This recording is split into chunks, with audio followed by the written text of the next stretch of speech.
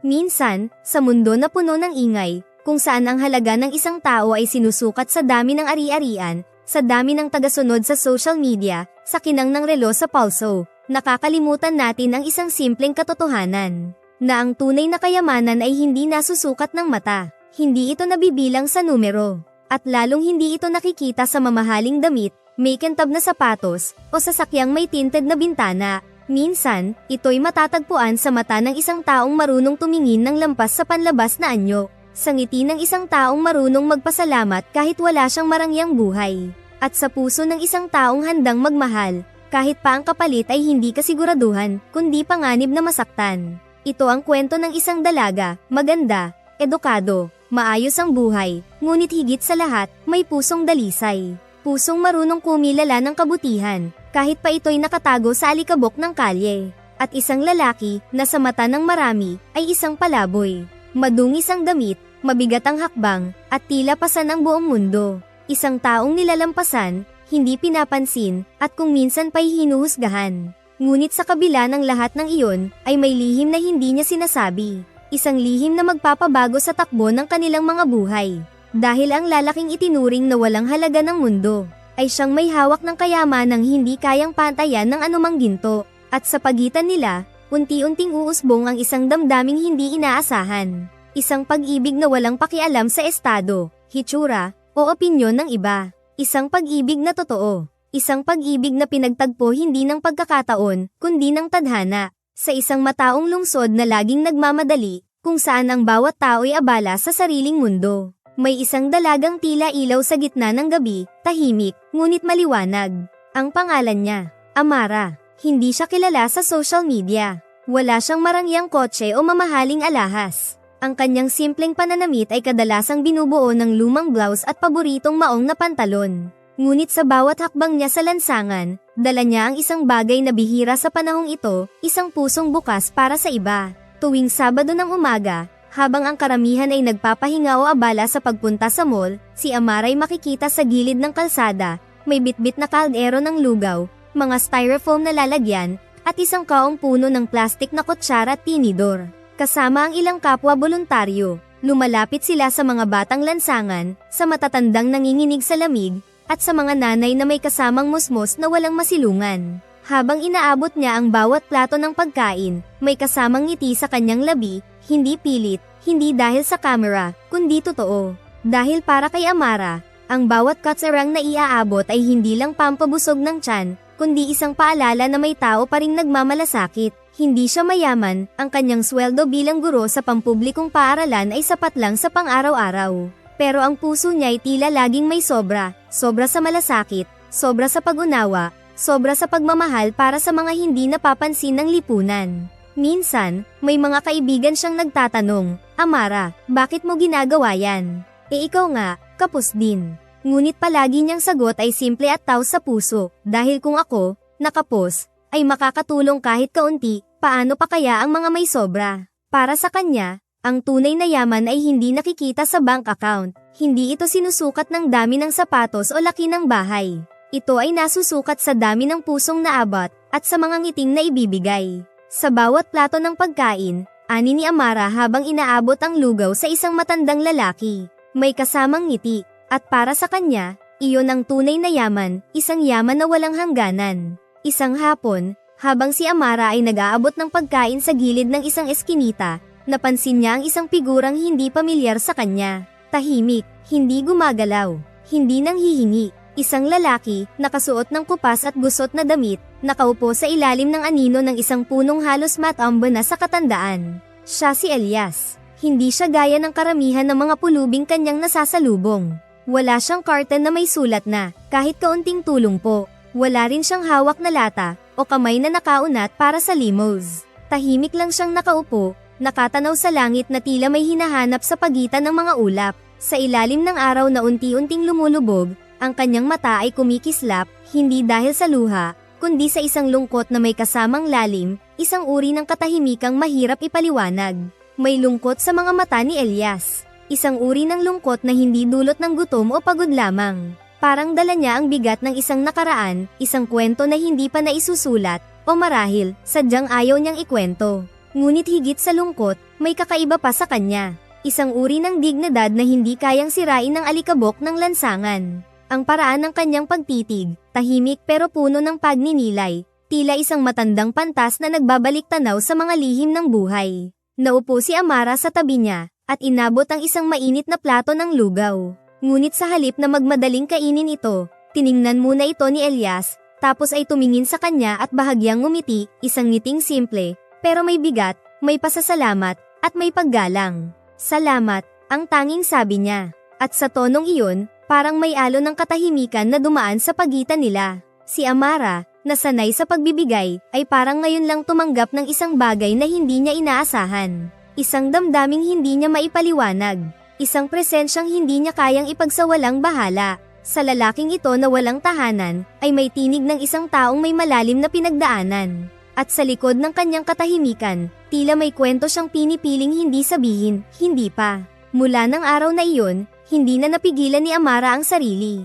Tuwing hapon, matapos ang kanyang klase, bitbit niya ang isang supot ng pagkain, mainit na ulam, kanin, at isang maliit na bote ng tubig. Hindi para sa isang kilalang tao, o para sa isang kaibigan, kundi para sa isang estrangherong sa kalsada lamang niya unang nasal ayan. Araw-araw, dumaraan siya sa parehong sulok, at araw-araw, naroon pa rin si Elias, nakaupo sa parehong lugar, tahimik na tila laging may iniisip. Sa pagdaan ng mga araw, unti-unti nilang binuksan ang pinto ng pagkakaibigan. Hindi ito madalian.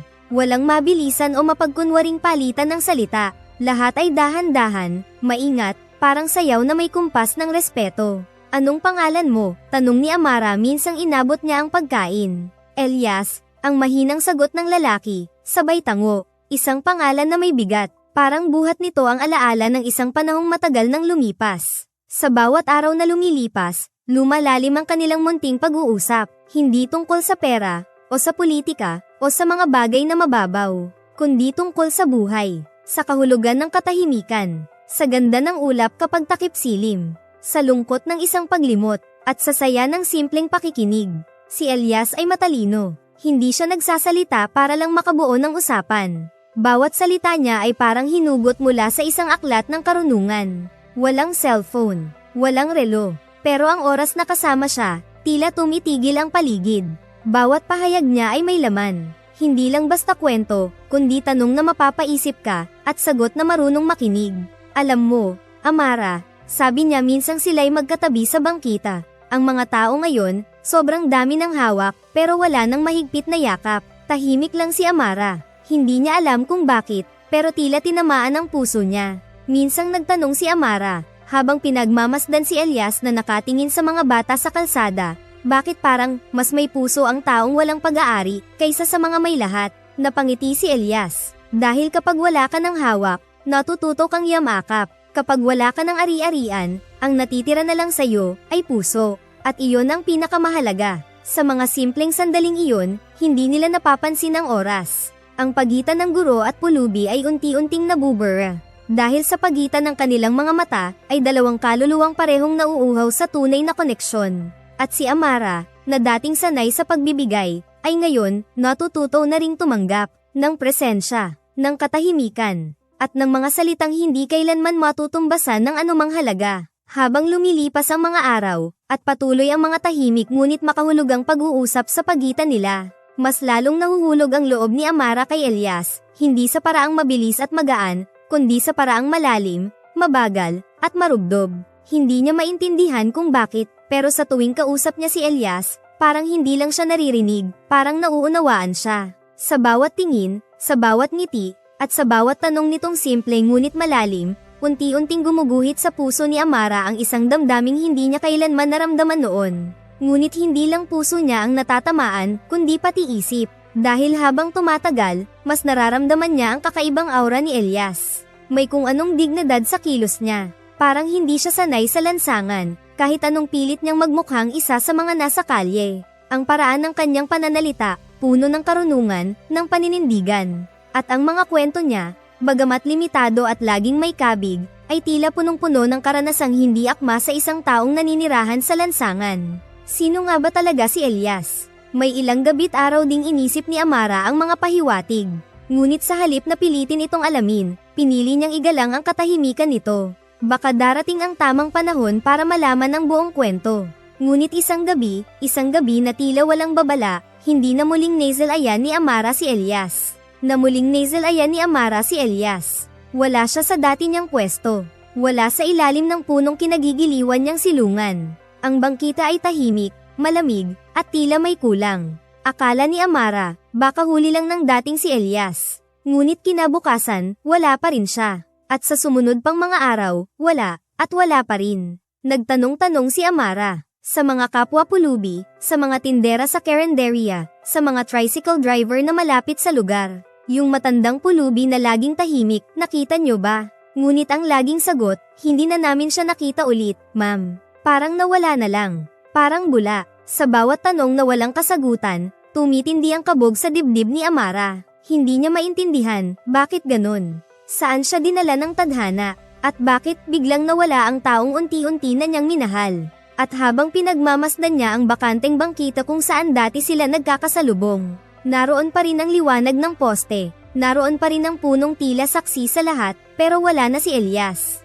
Ang katahimikan ng lugar ay tila sumisigaw ng tanong, sino nga ba talaga siya? At bakit parang hindi ito ang katapusan ng kwento? 2 buwan. 2 buwang puno ng tanong, paghahanap, at katahimikang walang sagot. Sa kabila ng patuloy na feeding program, sa bawat hakbang ni Amara sa parehong lugar, ay may kulang. Ang bangketang dati puno ng tahimik na presensya ni Elias, ay ngayoy isa na lamang alaala ng isang lalaking biglang nawala. Hanggang isang Sabado ng umaga, sa gitna ng karaniwang gulo ng paghahanda, may pumarad ang itim na sasakyan sa di kalayuan. Makinis, may kentab, at may kasunod pang isa pa. Bumukas ang pinto, lumabas ang isang lalaking nakaitim na suit, may dalang simpleng kahon ng pagkain, kasunod ang isang bodyguard na tahimik lang sa likod. Nagtinginan ang mga volunteer. May bulungan. Sino yon? Parang artista. Baka politiko. Si Amara, abala sa pagsasalansan ng mga styrofoam, ay hindi pa rin tumitingin. Hanggang maramdaman niya ang isang aninong huminto sa harapan niya. Tahimik. Sandaling walang nagsalita, at saka, isang pamilyar na tinig, mahina ngunit puno ng damdamin, ang bumasag sa katahimikan. "Na-miss kita." Tumigil si Amara sa kanyang ginagawa, dahan-dahan siyang tumingala, at sa kanyang harapan, hindi na ang madungis at tahimik na lalaking nakaupo sa bangkita, kundi isang matikas na lalaki, malinis, matuwid ang tindig, ngunit may parehong mga matang punong-puno ng lalim, ng katahimikan, at ng damdaming hindi kailanman nagbago. Si Elias. Hindi siya makapaniwala, hindi agad makapagsalita si Amara. Ang lalaking iniiyakan niya sa gabi, ang larawang nabuo sa kanyang alaala, ay nasa harap na niya, at hindi na isang pulubi, kundi isang taong may ibang mundo. Elias, mahina niyang tanong.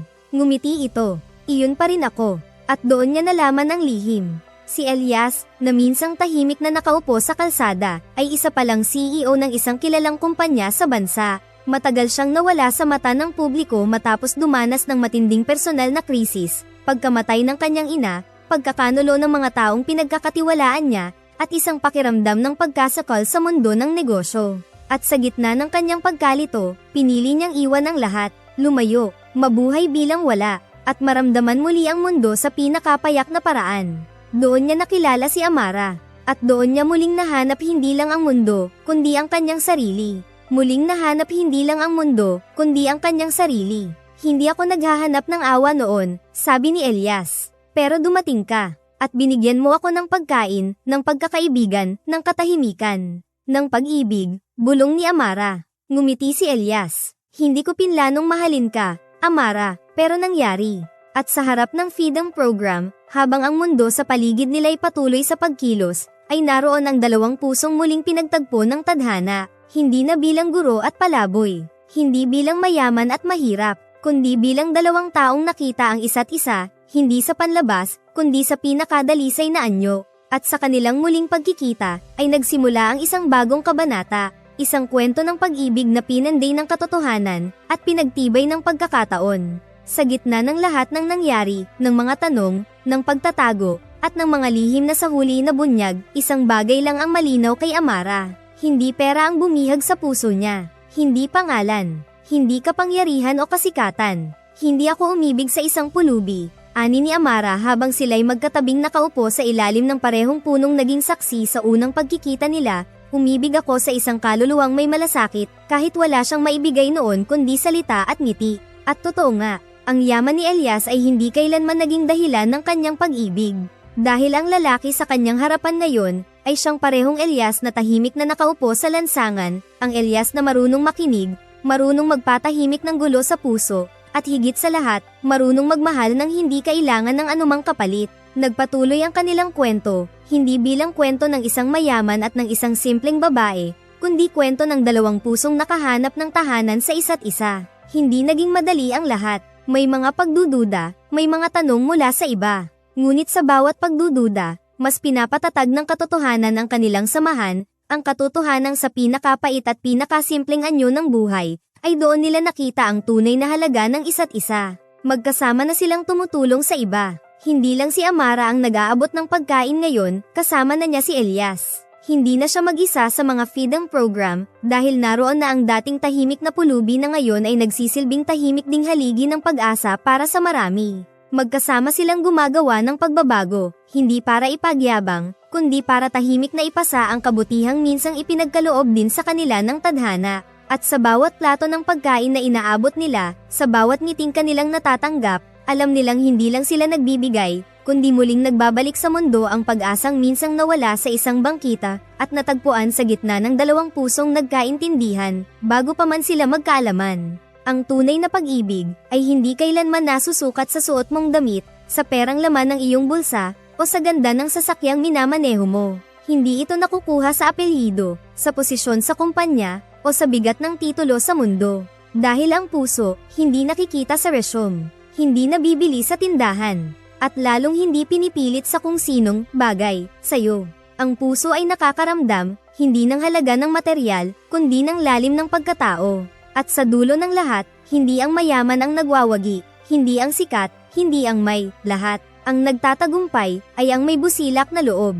Ang handang magmahal kahit walang kasiguraduhan. Ang handang makakita, kahit sa panahong lahat ay lumilingon palayo. Kaya kung ikaw ay nagmamahal, sana hindi mo tanungin kung anong meron siya, kundi kung sino siya. Dahil ang tunay na yaman, ay hindi sa pag-aari, kundi sa pagdamay. Hindi sa antas ng buhay, kundi sa lalim ng puso. At ang tunay na pag-ibig, ay dumarating sa oras na hindi mo inaasahan, mula sa taong hindi mo inaakalang magiging tahanan.